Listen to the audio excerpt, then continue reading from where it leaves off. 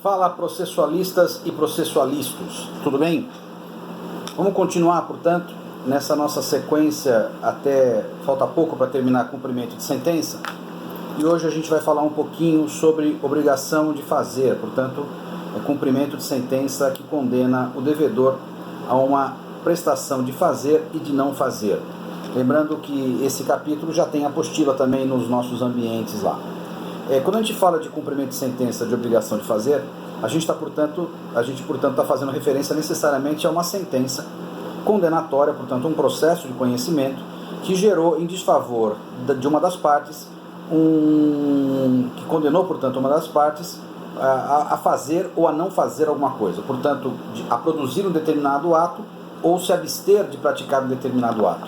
Eu posso estar falando, portanto, de uma sentença que condenou uma empresa a tirar o nome do devedor do Serasa, posso estar falando de uma decisão que condenou o Google a fazer a retirada de uma publicação, ou posso estar falando de uma condenação da Rede Globo a produzir um direito de resposta, ou posso estar falando de uma sentença que condenou um vizinho a não mais impedir o acesso do outro a uma determinada parte do terreno.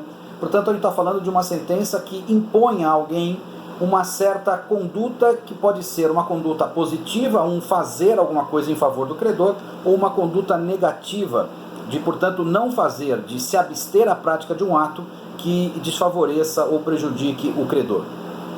De início, a gente tem que lembrar que esse tipo de cumprimento de sentença, ao contrário daqueles referentes à obrigação de pagar, ele pode se dar de ofício.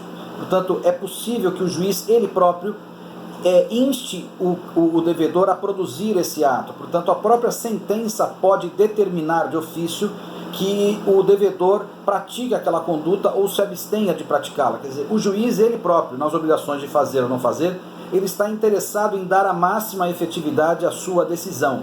E, portanto, como não envolve necessariamente patrimônio, o Código determinou que o juiz possa, querendo, fazer com que essas condutas sejam já determinadas na própria sentença, sendo, portanto, desnecessário o cumprimento propriamente de sentença. Portanto, o cumprimento vai se dar como um mecanismo automático de execução da própria sentença no próprio corpo do processo. Por exemplo, quando o juiz diz, condena a parte ré a promover a retirada do nome do devedor do Serasa, valendo esta sentença como ofício e expressa-se ofício ao Serasa. Quer dizer, o próprio juiz, ele determina o cumprimento da sua sentença sem necessidade de que o credor instaure um procedimento incidental de cumprimento de sentença. E, portanto, é esse tipo de cumprimento de sentença que a gente vai comentar a partir de agora. É muito comum, você já deve ter ouvido falar, uma ação chamada adjudicação compulsória, que é aquela ação em que alguém, tendo a expectativa de ter a seu favor uma escritura de compra e venda que lhe dê a titularidade de um bem, percebe que aquele que tem que passar a escritura se nega a passar a escritura ou ela é impossível agora de ser passada.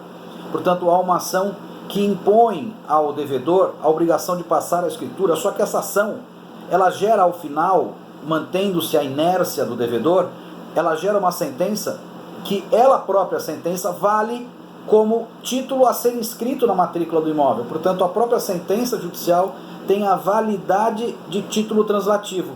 Portanto, vejam que em algumas situações, as sentenças que condenam, elas próprias são autoexecutáveis. Repito, nessa ação de adjudicação compulsória,